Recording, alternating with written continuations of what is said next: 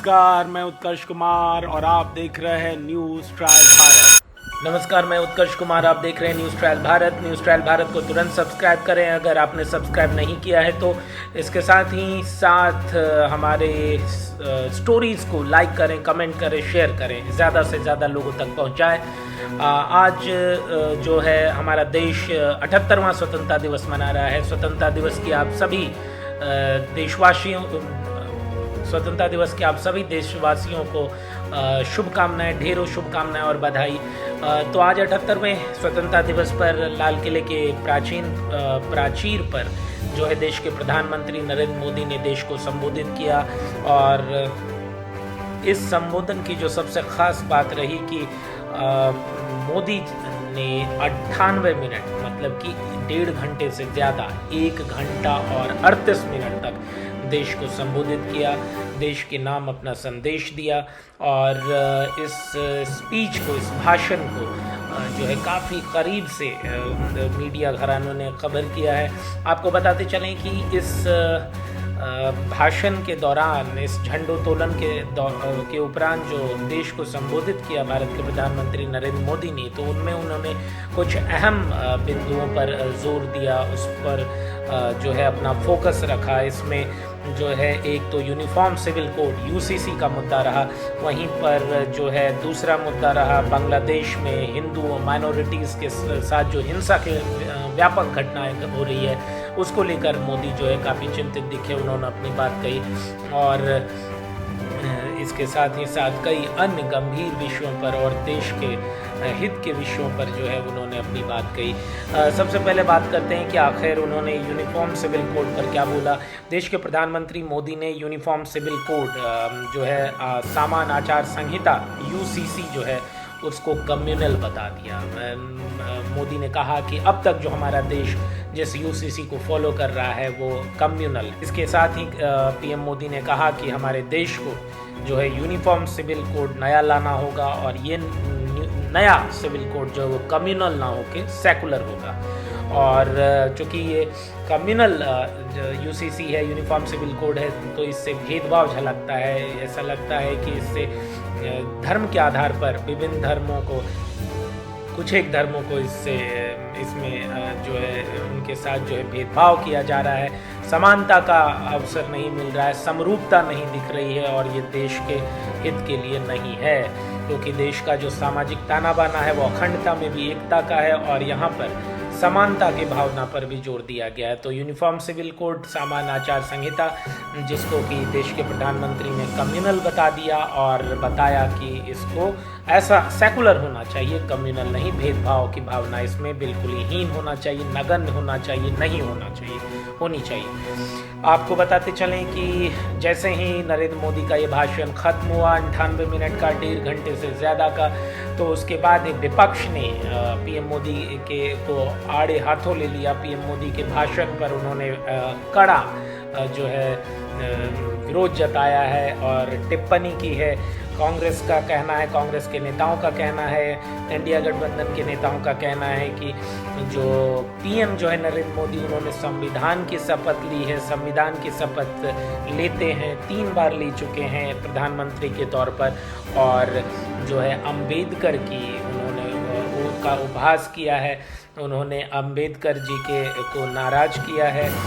जयराम रमेश ने भी इस पर एक ट्वीट किया है, सीनियर नेता हैं कांग्रेस के, पूर्व केंद्रीय मंत्री भी रहे हैं, तो उनका भी कहना है कि मोदी का ये बयान जो है निश्चित तौर पर इसका हम खंडन करते हैं। और उन्होंने भी यही कहा कि मोदी तो संविधान की शपथ लेते हैं, संविधान को जो लिखा है वो एक संविधान को BR अम्बेडकर ने लिखा है, अम्बेडकर जी ने लिखा है। तो अगर वो इस तरह के बयान करेंगे कि यूसीसी जो है वो धार्मिक है, जो है वो जो कम्युनल है और सेकुलर नहीं है, तो निश्चित तौर पर वो जो है एक तरह से अम्बेडकर जी का अपमान कर रहे हैं, भीमराव बाबा साहब का अपमान कर रहे हैं। तो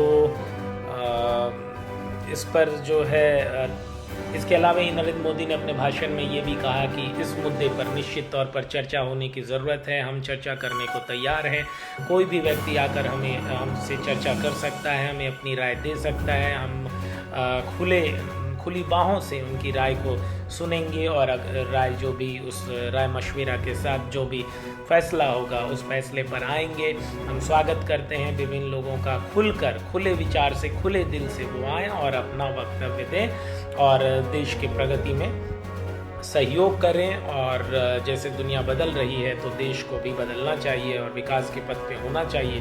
भारत को 5 ट्रिलियन इकोनॉमी बनाने की बात कही जा रही है, भारत को विकसित देश 2047 तक बनाने की बात कही जा रही है। तो इस पूरे जो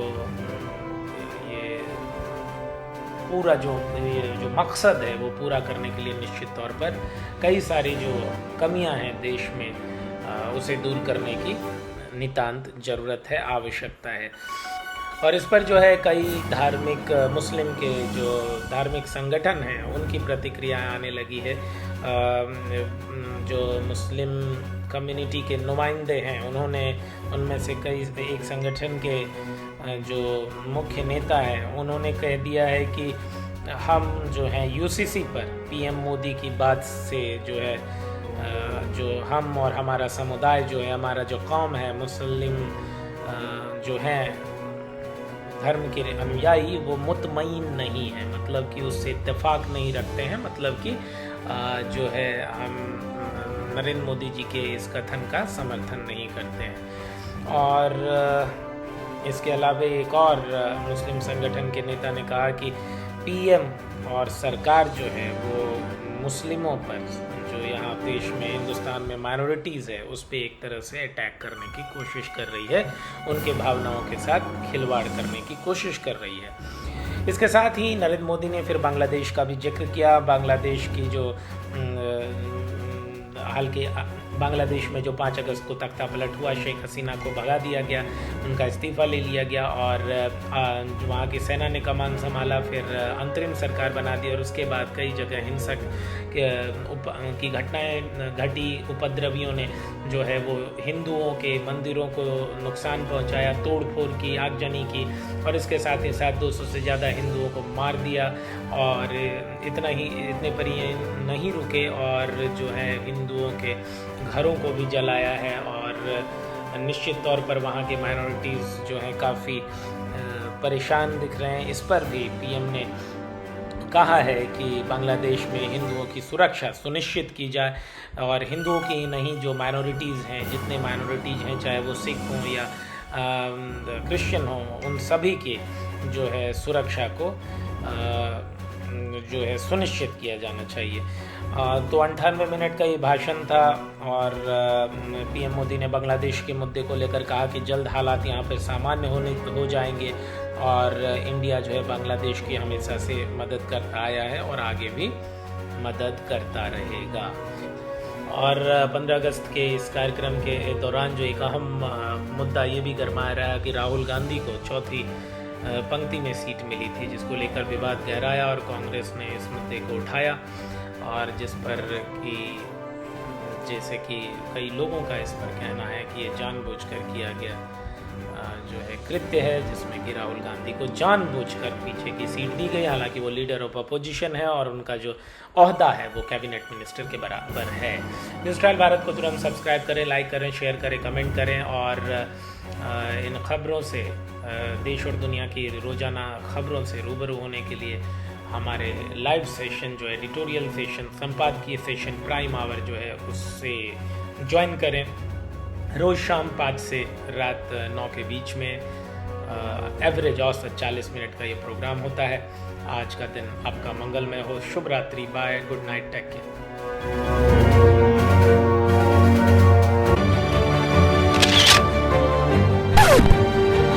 नमस्कार, मैं उत्कर्ष कुमार और आप देख रहे हैं न्यूज़ ट्रायल भारत।